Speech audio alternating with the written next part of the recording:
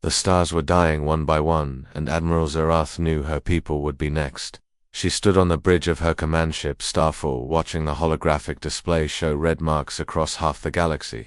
Each red mark meant a dead world and billions of lives lost to the Kethva Empire. 3 years ago the war began when the Kethva ships appeared at the edge of known space. They came without warning and without mercy. Their black ships moved like a deadly swarm through space, destroying everything in their path. The first worlds fell before anyone understood what was happening. Zarath remembered the early battles, when the Coalition still believed they could win. The Valkyrie were known as the best military minds in the galaxy. Their strategies had won wars for thousands of years. The massive Gorthak warriors brought strength that could break any enemy line. The energy beings called lumens could strike from impossible angles with pure light, but none of it mattered against the Kethva. The enemy fought like a single mind, controlling millions of bodies. When Coalition forces attacked from the left, the Kethva already knew and moved to counter. When the Gorthak charged with their famous battle rage, the Kethva were ready with perfect formations. Every time the lumens tried to surprise them, the Kethva had already prepared defenses. Admiral Korth had been the first to fall.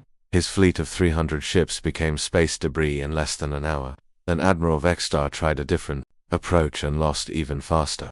One by one the Coalition's greatest military leaders threw their fleets against the Kethva, and one by one they died. Now Zarath commanded what remained of the Coalition forces, 50 ships against an empire that controlled half the galaxy. She looked at her crew and saw the same fear in their eyes that she felt in her hearts. The Valkyrie had 2 hearts, and both of hers were beating fast with terror.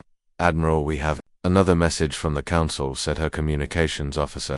The young Valkyrie's voice shook as he spoke. Zaret H. nodded, and the holographic display changed to show the Coalition Council chamber.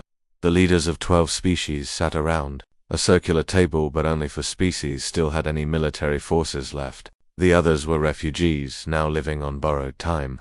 "Admiral, we need options," said Councillor Threshen of the Gorthak. His massive frame filled most of his seat, and his tusks clicked together when he spoke. "Our people ask when the counterattack begins, but we have nothing left to attack with. The mathematical probability of victory using current strategies is 0.03%, added Councillor Nimera of the Loop. Her energy form flickered with stress patterns. "We require new variables in the equation." Zarath wanted to tell them she had tried everything. She had studied every battle the Kethva had fought. She had analyzed their ships and their tactics, until her brain hurt. The enemy was simply better at war than anyone in the galaxy. "There might be one option," said Elder Historian Volanum. The ancient Valkyrie rarely spoke in council meetings, but when he did, everyone listened.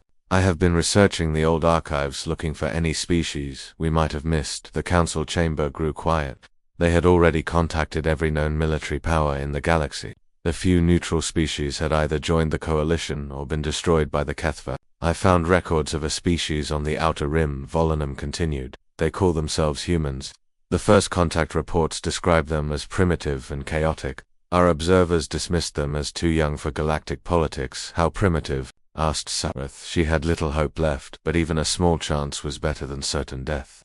"They have barely left their home system. The technology is thousands of years behind ours. But the reports mentioned something unusual about their warfare." Volanum paused and looked around the chamber.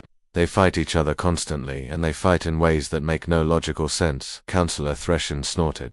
"What good are primitives, who cannot even make peace with their own species?" "Perhaps that is exactly what we need," said Volanum quietly. "Every species in the Coalition fights logically.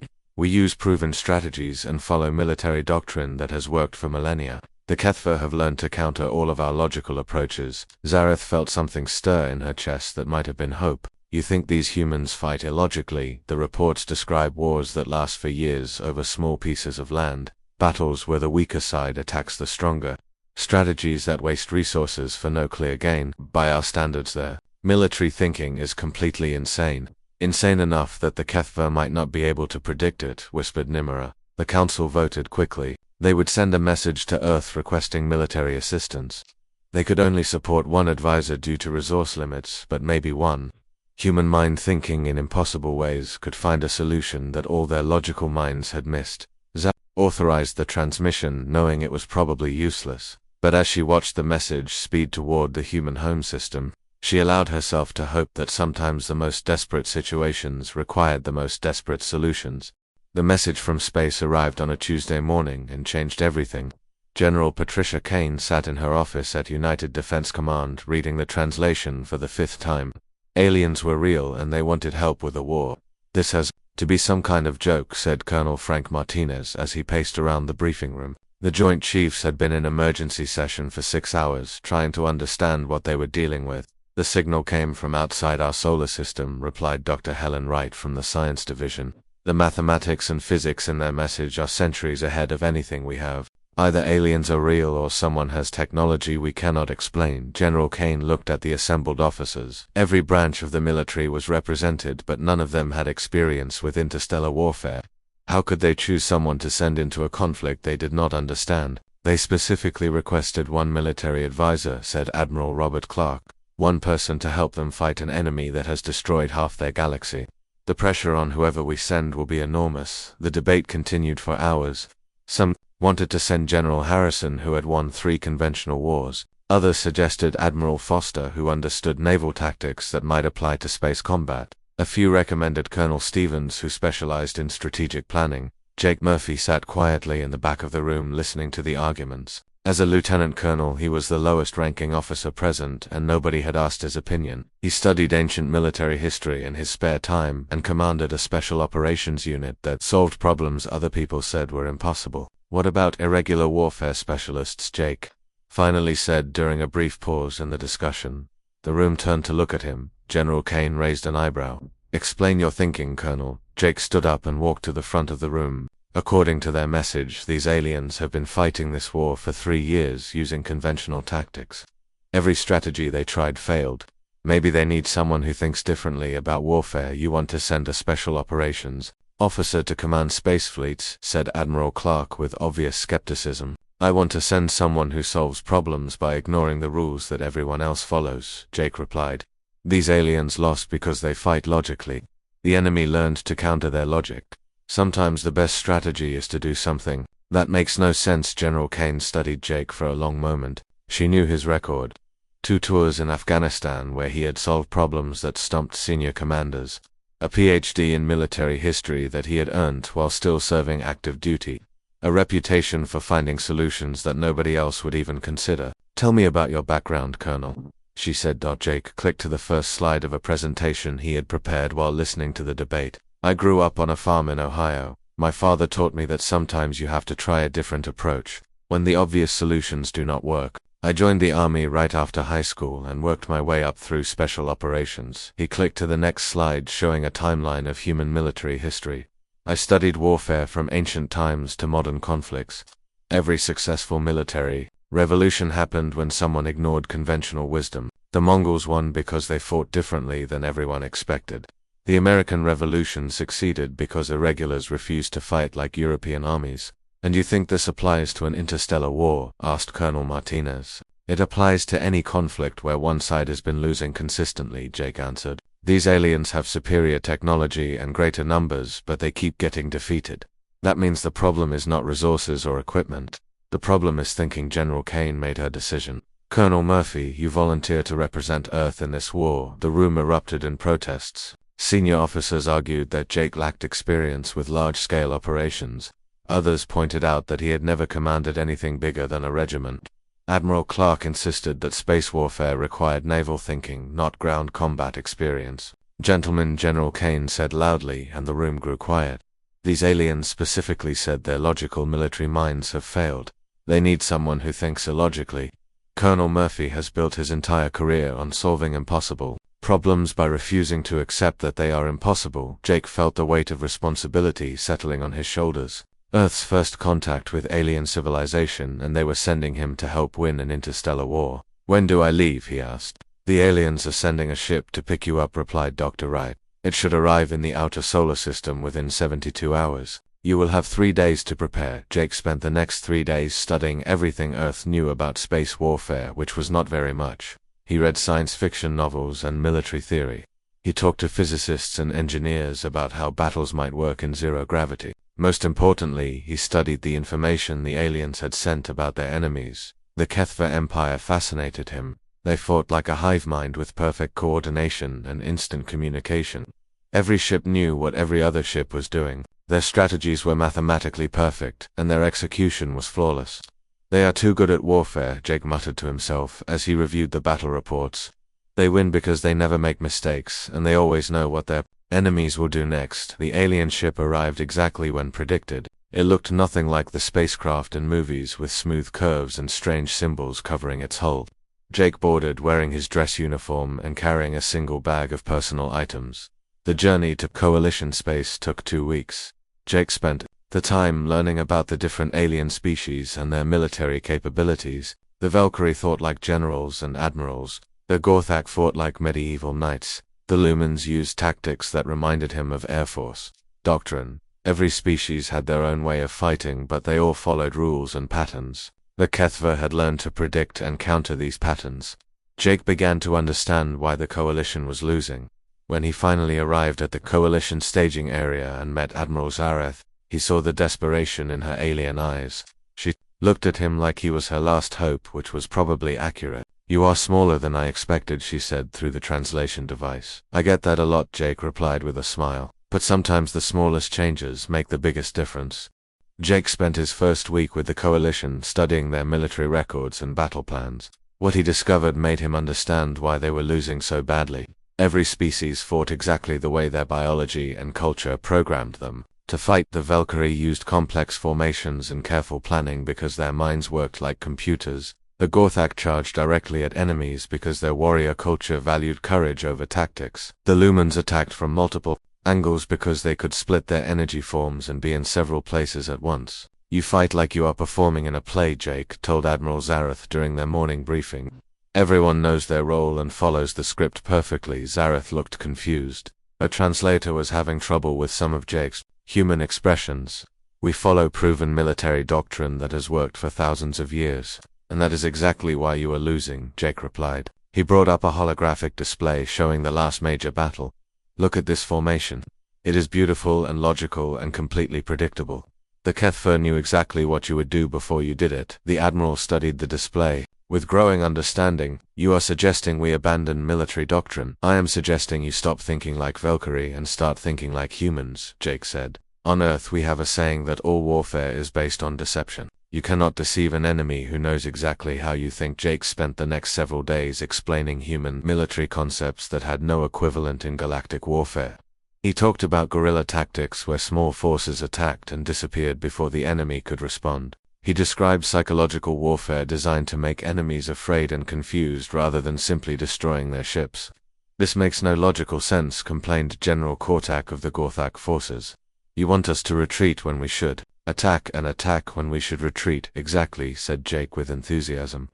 "If it makes no sense to you, then it will make no sense to the Kethver either." That is the point. The breakthrough came when Jake proposed his first test operation. A small Kethver outpost had been detected in the Rigel system. Coalition doctrine called for either a full assault to destroy it or ignoring it completely to avoid casualties. "We are going to attack it and then run away," Jake announced to the planning committee. The alien officers stared at him in shock. Admiral Zaroth spoke first. "What is the strategic purpose of attacking if we do not intend to hold the position to make them confused and angry?" Jake explained. "Right now the Kethver think they understand us. They predict our moves because we always do the logical thing. But what if we start doing things that serve no logical purpose?" Jake worked with Captain Lisa Brooks, who had arrived from Earth as part of the diplomatic security team. She was a fighter pilot who understood the kind of hit-and-run tactics that Jake wanted to implement. Together they planned an operation that violated every principle of galactic warfare. The attack force consisted of 12 ships, commanded by volunteers from different species. Jake insisted that each ship should act independently rather than following a coordinated battle plan. This horrified the alien commanders who had been trained to maintain perfect formation and communication. "Just hit them hard and get out fast," Jake told the pilots. "Do not try to destroy everything and do not worry about following any patterns.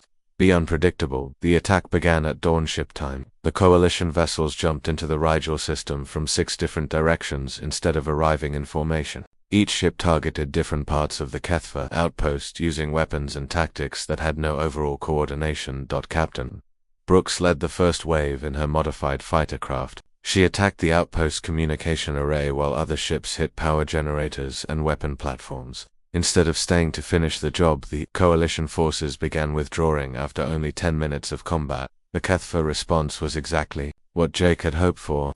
Their reinforcement fleet arrived expecting to find coalition ships trying to capture and hold the outpost. Instead, they found damaged installations and empty space. The attackers had simply vanished. "They are trying to contact the outpost for battle damage reports," Captain Brooks reported from her reconnaissance position.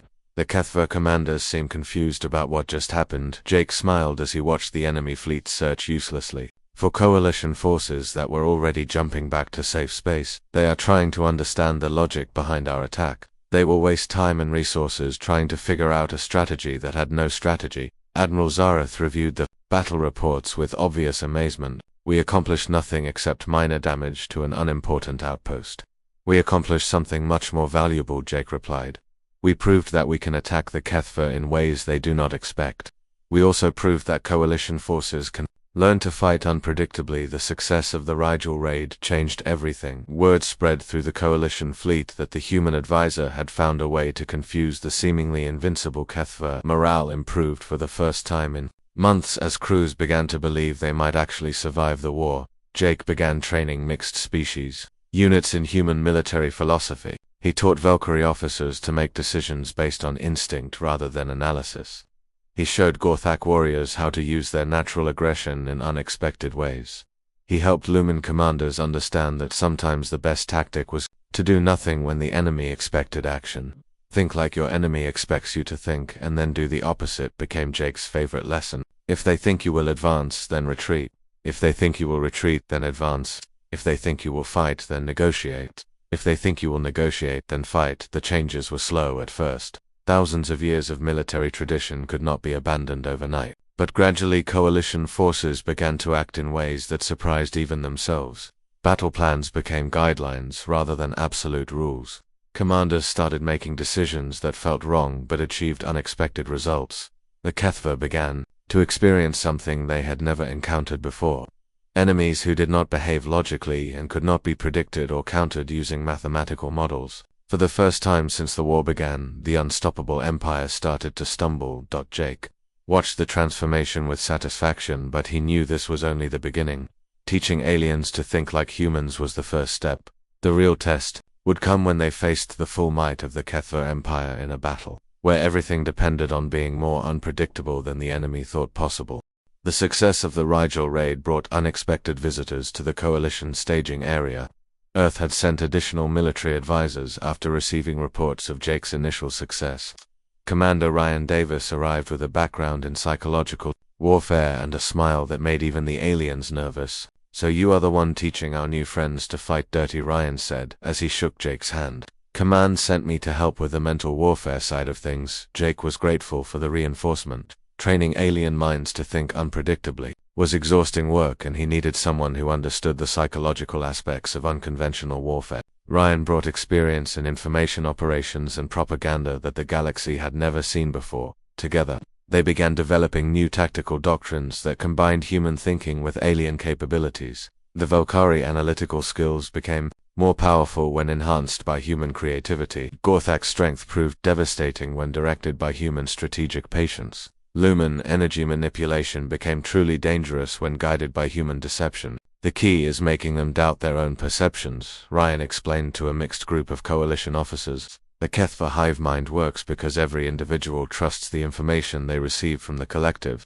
But what happens when that information is wrong?" Jake and Ryan worked with Admiral Zareth to plan increasingly complex operations. They started using captured HFY communication equipment to send false signals. Coalition ships would appear to retreat in panic, while actually moving into ambush positions. Fake distress calls lured enemy forces into carefully prepared traps. The psychological impact on HFY forces was remarkable. Their hive mind had evolved to process accurate information from millions of sources. When humans began feeding false data into their network, the entire system started to break down. "We monitored their communications during the last engagement," reported Captain Brooks, who had become expert at electronic warfare. "The HFY commanders are questioning their own sensors. They do not know what information they can trust." Jake felt a grim satisfaction as he studied the intelligence reports. The enemy that had seemed invincible was beginning to crack under the pressure of fighting opponents who refused to follow any logical patterns. Admiral Zareth found herself changing in ways that surprised her. Months of working with humans had taught her to question every assumption about warfare. Her own tactical abilities increased dramatically when she stopped trying to fight perfectly and started trying to fight unpredictably. "I am beginning to think like you humans," she told Jake during one of their planning sessions. "Yesterday I ordered a retreat that made no strategic sense, and it resulted in our greatest victory of the war." The transformation spread throughout. The coalition forces, crews that had once followed orders exactly now looked for creative ways to interpret their missions. Commanders who had relied on proven tactics began experimenting with approaches that seemed insane but somehow worked. Jake's greatest breakthrough came when he realized how to turn the Kethva hive mind against itself. The enemy's greatest strength was their ability to coordinate millions of individuals through shared consciousness. But that same coordination became a weakness when facing opponents who deliberately acted without any coordination at all. "We need to stop trying to outthink them," Jake announced during a senior staff meeting. "Instead, we need to make thinking itself useless." He proposed operations where different coalition units would pursue completely contradictory objectives. Some ships would attack while others retreated. Some formations would advance while others withdrew. Some commanders would follow the battle plan while others ignored it completely. "This violates every principle of military command and control," protested General Kortak. "How can we achieve victory when our own forces do not coordinate with each other? Because the Kethva cannot coordinate against us if they cannot predict what we are going to do," Jake replied. "The hive mind tries to calculate optimal responses to our actions, but you cannot calculate a response to actions that have no pattern or logic." Ryan added his own expertise to the concept. "We also need to attack their confidence in their own superiority. Right now they believe they are the perfect military force. We need to make them doubt that belief." The new tactics proved devastatingly effective. Kethva fleets would arrive at battle sites expecting to face coordinated enemy formations. Instead, they encountered chaos that their mathematical minds could not analyze or counter. Coalition ships attacked from impossible directions using weapons in ways they were never designed for. Retreating forces would suddenly reverse course and charge.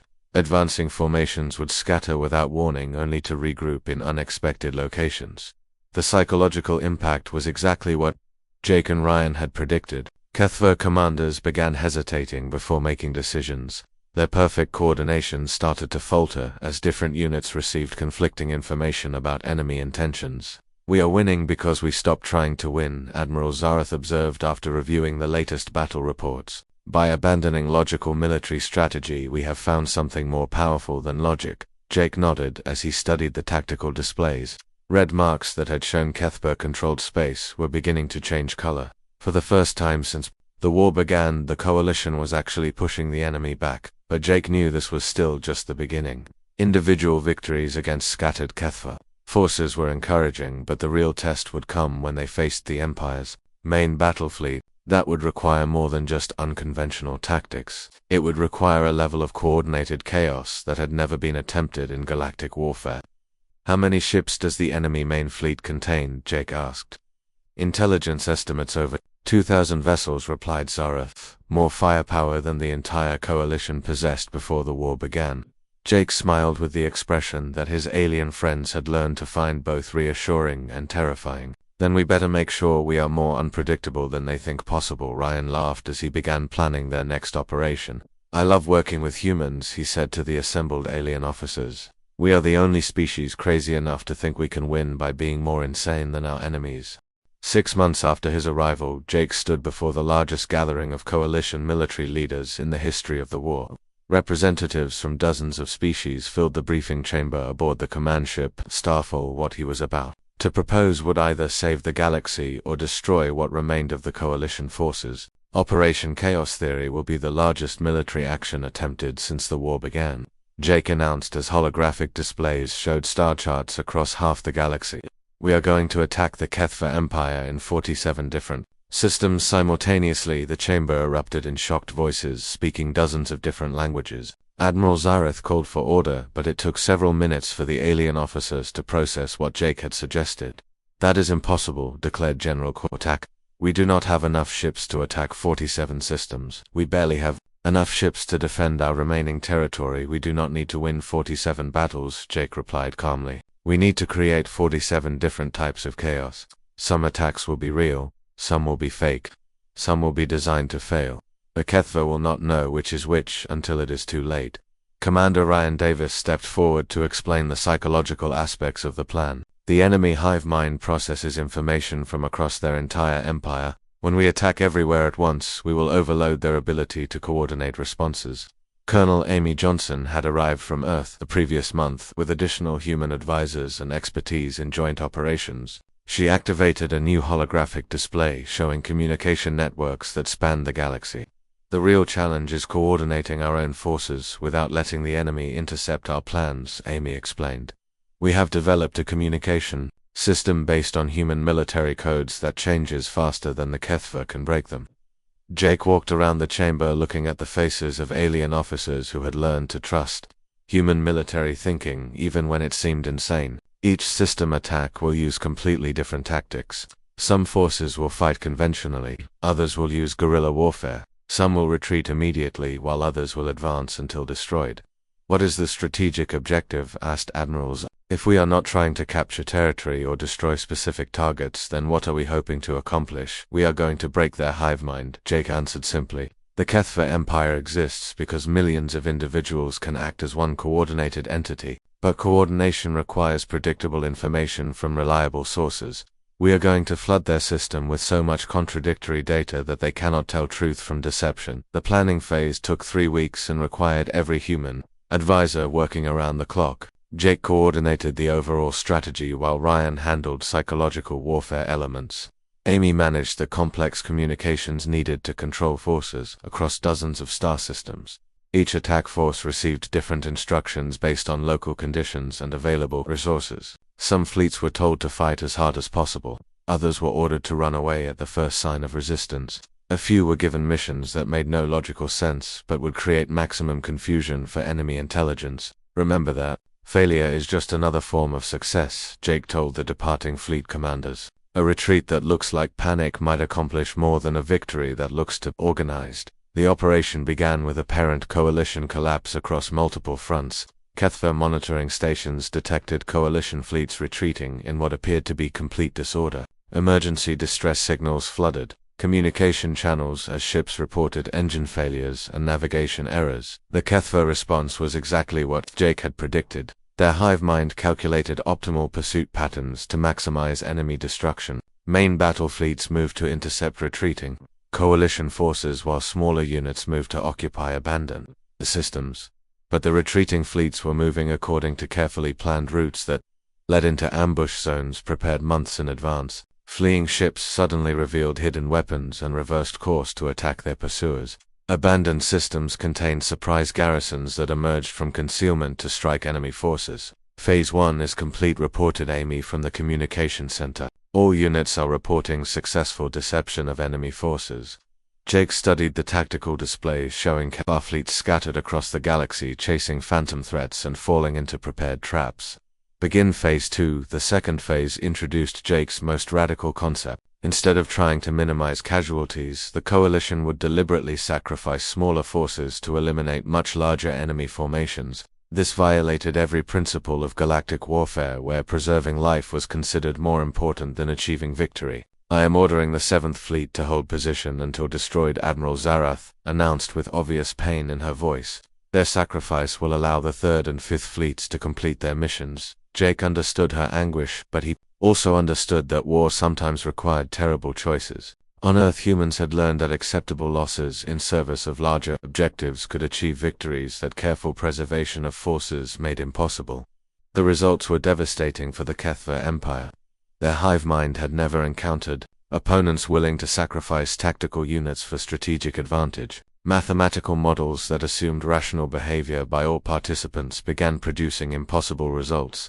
Enemy communications are showing signs of systematic breakdown, reported Captain Brooks from her monitoring station. Kethva commanders are questioning orders from their central authority. Jake felt the tide of war shifting for the first time since the conflict began. The enemy that had seemed unstoppable was finally encountering something their perfect coordination could not overcome. Phase 3, Jake announced. The final phase of Operation Chaos Theory was the most complex.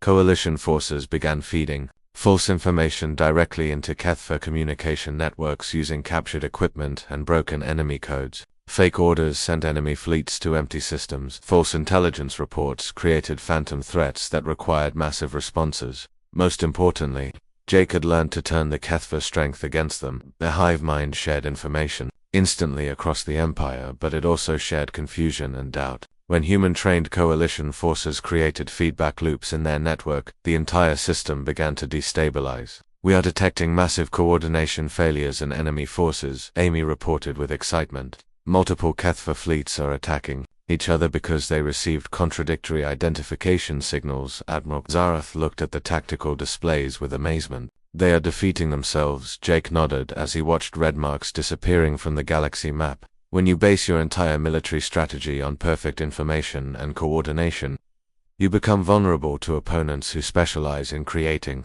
imperfect information and chaos. Operation Chaos Theory had succeeded beyond even Jake's most optimistic projections. The Kethfa Empire was not just losing battles but losing the ability to fight coherently. Their hive-mind advantage had become a crippling weakness when faced with enemies who refused to behave logically. The final battle began when long-range sensors detected the Kethfa Empire committing their entire remaining fleet to one massive assault. Over 3,000 enemy ships converged on the Centauri system, where Coalition intelligence had carefully leaked information about a secret weapon project. "They are taking the bait," Admiral Zorath reported from the bridge of Starfall. "The entire Kethfa leadership appears to be accompanying their main fleet." Jake studied the tactical displays with satisfaction. He had spent months preparing for this moment and positioning coalition forces throughout the Centauri system in ways that violated every principle of galactic military doctrine.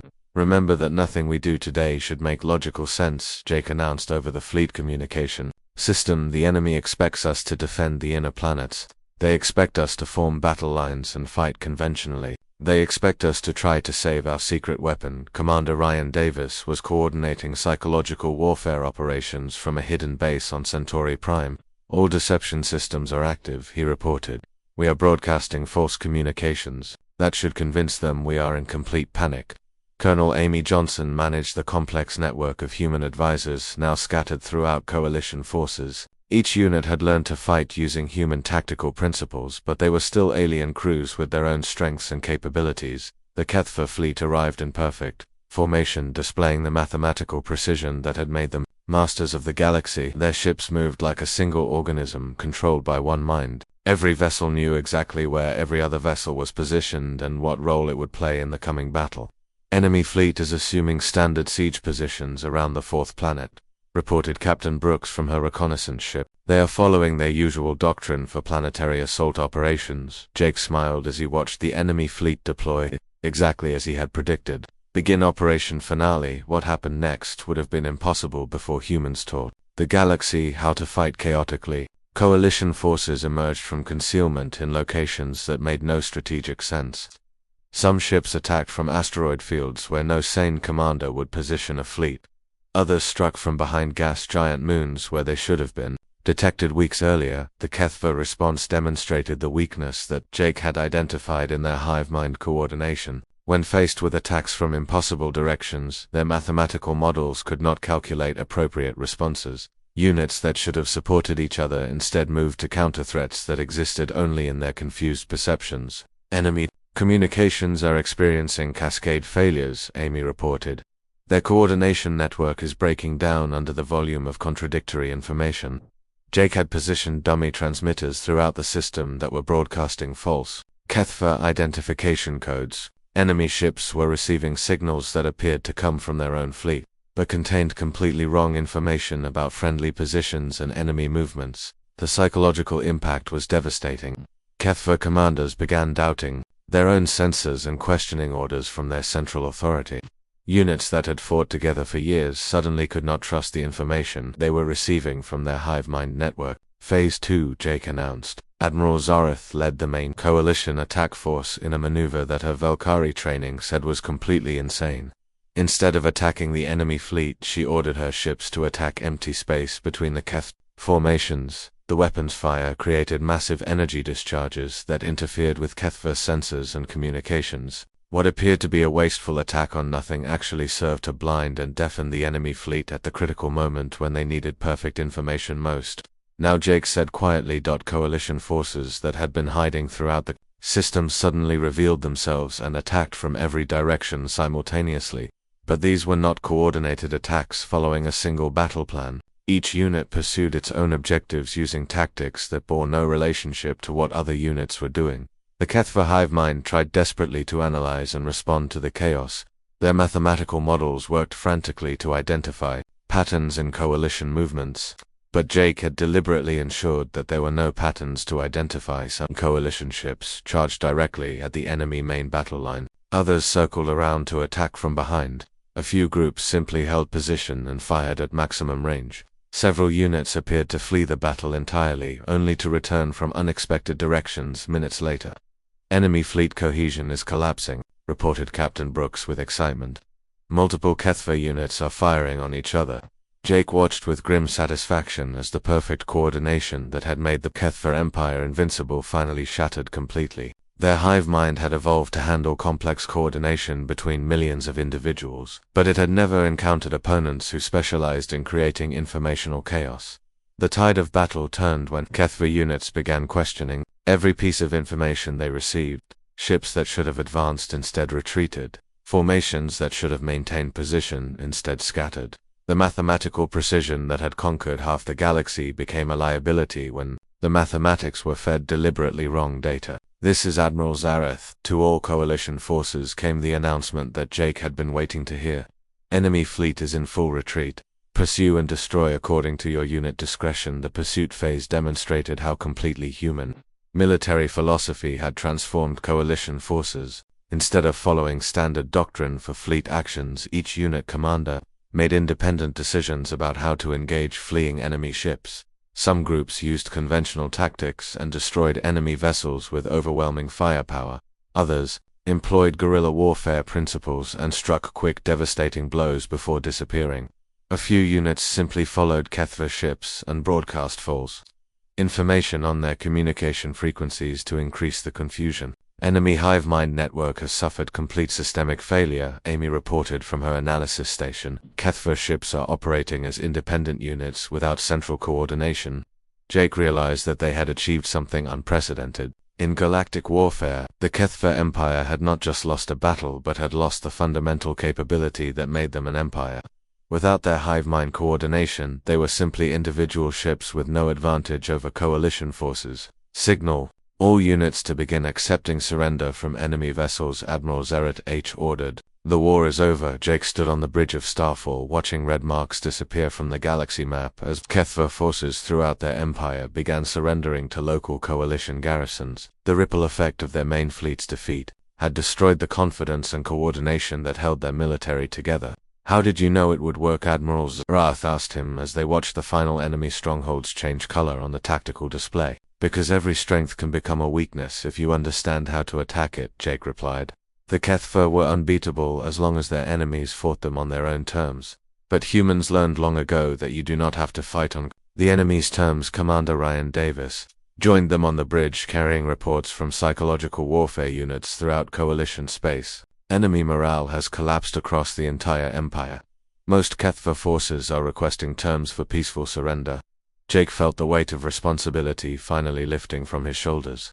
Earth's first involvement in interstellar warfare had ended with complete victory, but more importantly, it had changed how the entire galaxy thought about conflict and cooperation. "What will you do now?" Admiral Zarath asked as she began preparing orders for occupation forces. Jake looked out at the stars and thought about the farm in Ohio where he had learned that sometimes you need to try a different approach when obvious solutions do not work.